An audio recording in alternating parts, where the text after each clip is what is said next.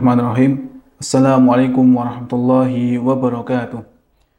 Alhamdulillahirrahmanirrahim. Allahumma iyyaka na'budu wa iyyaka nasta'in. Wa bi ma'unatika yanbalijul haqqu wa yastabin. Wassalatu wassalamu ala asyrafil anbiya'i wal mursalin. Sayyidina Muhammadin wa ala alihi wa sahbihi ajma'in. Amma ba'du. Pemirsa Nurista TV dimanapun Anda berada yang dirahmati oleh Allah Subhanahu wa Ta'ala, pertama-tama marilah kita panjatkan puja dan puji syukur kita ke hadirat Allah Subhanahu wa Ta'ala, yang mana hingga detik ini, di bulan suci ini, kita dapat merasakan nikmat Islam, nikmat iman, dan nikmat beribadah kepada Allah Subhanahu wa Ta'ala. Salawat serta salam senantiasa kita curahkan kepada baginda agung Nabi Muhammad Sallallahu Alaihi Wasallam, yang senantiasa kita nantikan syafaatnya di yaumul akhir nanti. Allahumma amin. Ikhwah fi rahimakumullah, pada kesempatan kali ini saya akan menyampaikan tentang memaksimalkan 10 hari terakhir di bulan Ramadan. Alhamdulillahirrahmanirrahim, kita telah menginjak pada akhir-akhir bulan Ramadan dan akan kita masuki 10 hari terakhir di bulan Ramadan. Kita ketahui bahwasanya malam Lailatul Qadar adalah malam yang diberikan Allah Subhanahu wa Ta'ala kepada umat ini, khusus untuk umat Sayyidina Muhammad SAW, yang mana pada malam ini, malam Lailatul Qadar ini adalah lebih baik daripada 1000 bulan, yang mana beribadah di dalamnya sama dengan beribadah selama 1000 bulan atau kurang lebih 88 tahun lamanya. Nah, di dalam menyambut bulan suci Ramadan ini, ya, banyak sekali atau bermacam euforia yang kita dapatkan dari sebagian umat ini. Ya. Kurang lebih ada tiga macam euforia dalam menyambut bulan suci Ramadan. Ya. Yang pertama, ada yang menganggap bahwa Ramadan ini ialah suatu kewajiban, ya, atau beban yang berat, sehingga mereka berharap bulan Ramadan ini segera selesai. Ya. Maka kita dapati, ya, banyak sekali, ya, acara-acara di televisi, ya, maupun acara-acara di luar sana yang menayangkan bahwasanya ada menghitung, ya, hari, ya, agar Ramadan ini cepat selesai. Padahal kita ketahui bahwasanya dahulu para salafun sholih, ketika Ramadan ini akan selesai atau satu hari, ya, satu demi satu hari ini meninggalkan kita, mereka bersedih, ya, karena semakin sedikit kesempatan kita untuk beramal sholih dan berbuat baik, seperti itu. Kemudian yang kedua, ada golongan yang mana menganggap Ramadan ini sebagai bulan perlombaan dalam beramal. Ya. Mereka berlomba-lomba dalam mengkhatamkan Al-Quran, ya. Berlomba-lomba dalam berlama-lama qiyamul lail, ya, berlama-lama sholat tarawih, ya, dan lain sebagainya. Kemudian ada juga yang menganggap bahwasanya Ramadan ini sebagai sebuah kesempatan yang jarang, sehingga mereka memanfaatkan momen ini sebagai momen menghidupkan hati, ya, meningkatkan kualitas ketakwaan dan juga kualitas keimanan. Nah, maka pemirsa dimanapun Anda berada, jadilah termasuk golongan orang yang ketiga ini, yaitu menganggap Ramadan sebagai momentum yang jarang, ya, sehingga kita bisa lebih mendalami makna, ya, beribadah di bulan suci Ramadan ini, sehingga ketika nanti kita sudah selesai dari bulan Ramadan ini, kita sudah terbiasa dan juga dapat lebih, ya, memaksimalkan kualitas ibadah kita dalam kehidupan sehari-hari. Kemudian dengan sisa waktu yang cukup singkat ini, ya, yang mana kita akan memasuki 10 hari bulan Ramadan, apa persiapan yang sudah kita laksanakan, ya, apa amal-amal yang sudah kita siapkan untuk memaksimalkan amalan di 10 hari terakhir ini. Nah, Maka ada beberapa nasihat yang akan saya sampaikan dan juga tips-tips agar kita bisa memaksimalkan hari-hari terakhir di bulan Ramadan ini. Yang pertama adalah menghindari perkataan dan perbuatan yang haram. Yang mana kita dengar hadis Rasulullah SAW yang berbunyi, "Man lam yada' qawla zur wal amala bihi, falaysa lillahi hajah bi an yada'a ta'amahu wa syarabahu." Barang siapa yang belum bisa meninggalkan perkataan buruk dan amalan buruk, maka Allah SWT juga tidak memiliki hajat untuk memperhatikan ya ia telah berpuasa, ya. Ia sudah meninggalkan makanannya, ia sudah meninggalkan minumannya, berpuasa, ya, akan tapi tidak bisa menjaga perkataan dan perbuatan yang buruk. Kemudian yang kedua adalah meninggalkan hal-hal yang kurang bermanfaat. Ya. Tentu di bulan Ramadan ini ya, karena memang dibarengi dengan liburan, ya, maka tidak banyak di antara kita juga yang mungkin mencari hiburan, ya, baik itu dengan menonton film atau mungkin main game dan lain sebagainya. Nah, padahal di momentum bulan Ramadan ini, ya, boleh ya sekiranya untuk hiburan gitu ya. Tapi kalau bisa diminimalisir ya, karena kesempatan Ramadan ini adalah kesempatan yang langka yang mana kita temui setahun sekali begitu.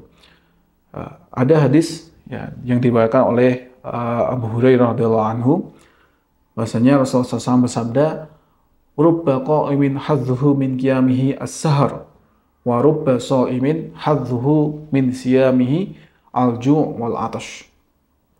Betapa banyak ya orang yang melaksanakan qiyam, yang sholat malam, akan tapi mereka tidak mendapatkan apa-apa kecuali hanya begadang saja.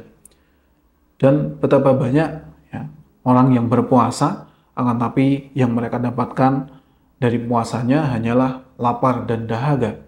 Nah, maka dari itu kita semua ya, berharap agar tidak termasuk daripada golongan orang-orang yang disebutkan dalam hadis tersebut.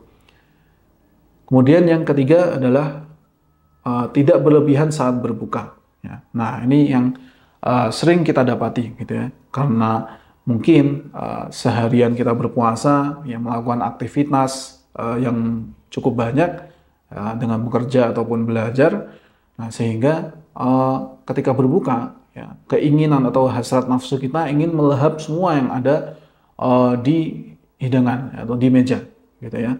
Padahal Islam telah mengatur porsi makan kita agar tidak berlebihan. Ya. Salah satunya yang disebutkan dalam hadis, ya, ma mala'a adamiyun wi'a syarran min batnihi yahasbi ibni adam ukulatin yukim nasulbahu. Yang bahwasanya porsi makanan yang telah ideal, ya, yang ideal itu adalah ukulatin yukim nasulbah, adalah suapan demi suap yang mana kira-kira suapan-suapan itu sudah bisa atau sudah dapat menjadikan bekal kita untuk badan ini tegak seperti itu. Nah, maka idealnya adalah fasulusun li ta'amihi, sepertiga untuk makanannya, wasulusun li syarabihi, sepertiga untuk minuman, wasulusun li nafsihi, dan juga sepertiga untuk bernafas, gitu ya. Nah, sehingga dengan porsi seperti ini, ya, kita setelah berbuka kita juga bersemangat untuk melakukan qiyam setelah itu. Nah, kemudian di dalam Ramadan ini, ya, momentum Ramadan ini bisa saya katakan Ramadan adalah momentum yang sangat spesial karena dalam hadis Rasulullah SAW menyebutkan ada 5 keistimewaan yang mana Allah SWT itu berikan kepada umat ini, gitu, di dalam bulan suci Ramadan ini. Yang mana umat-umat sebelum kita itu tidak ada yang diberikan spesialisasi yang seperti ini. Yang pertama apa? Yang pertama adalah khulufu famis shaimi atyabu indallah min rihil misk. Bahwasanya bau mulut orang puasa itu lebih harum daripada parfum, ya, misk. ya, tapi itu di sisi Allah Subhanahu wa taala. Kemudian wa tastaghfiru lahumul malaikatu hatta yuftiru. Bahkan malaikat ya, semuanya beristighfar untuk orang yang puasa ya sampai mereka berbuka. Kemudian wa yuzayyinullahu azza wa jalla kulla yaumin jannata. Allah Subhanahu wa taala menghias surganya ya setiap hari di bulan Ramadan. Kemudian summa yaqul, Allah Subhanahu wa taala berfirman, yushaku ibadiyas salihun ayyulqu anhumul mu'anata wal adza wa yusiru ilaiki. Ya. Kemudian Allah Subhanahu wa taala bersabda, hamba-hambaku yang salih ini akan segera meninggalkan rasa capeknya, ya, rasa sakitnya, dan akan segera memasukimu, ya, artinya memasuki surga. Kemudian uyusfadu fihi maradatus syayatin. Ya, kemudian Allah Subhanahu wa taala belenggu ya hasrat-hasrat atau keinginan-keinginan setan, ya. Yang mana bisa kita artikan bahwasanya di bulan Ramadan ini ya adalah kesempatan di mana orang-orang berbuat baik, ya, amal solih, ya. Sehingga dengan banyaknya kuantitas amal solih ini dengan otomatis akan meminimalisir ya perbuatan-perbuatan maksiat atau perbuatan-perbuatan buruk, ya. Dan satu lagi keistimewaan bulan suci Ramadan yang mana akan kita buru di 10 hari terakhir bulan Ramadan ini, yaitu adalah malam Lailatul Qadar, ya. Dalam hadis beliau bersabda, wa yughfiru lahum fi akhiril lailah, ya. Dan juga Allah Subhanahu wa taala akan mengampuni para hamba-hamba ini di akhir malam, ya. Dan akhir malam ini berbeda ya dengan malam Lailatul Qadar yang dimaksud. Nah, kenapa? Karena ada sahabat yang berkata, ya Rasulullah, ayya Lailatul Qadar, apakah malam yang diampuni ini adalah malam Lailatul Qadar? Rasulullah SAW menjawab, la walakinal amil innama yuwaffa ajruhu idza qada amaluh.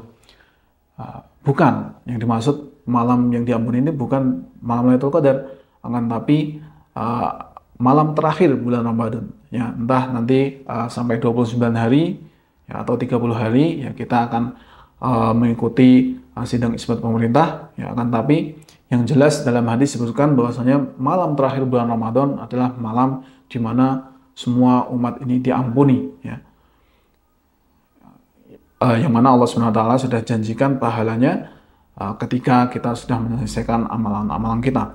Maka dari itu, pemirsa Nurista TV dimanapun Anda berada, saya ingatkan kembali bahwasanya di sisa-sisa hari Ramadan ini, mari kita maksimalkan amal solih kita, kita naikkan kualitas amal kita sehingga kita lulus dalam ujian bulan Ramadan ini sebagai wisudawan terbaik bulan Ramadan, dan kita dapat menerapkan dan meningkatkan kualitas iman dan amal kita di kehidupan sehari-hari kita.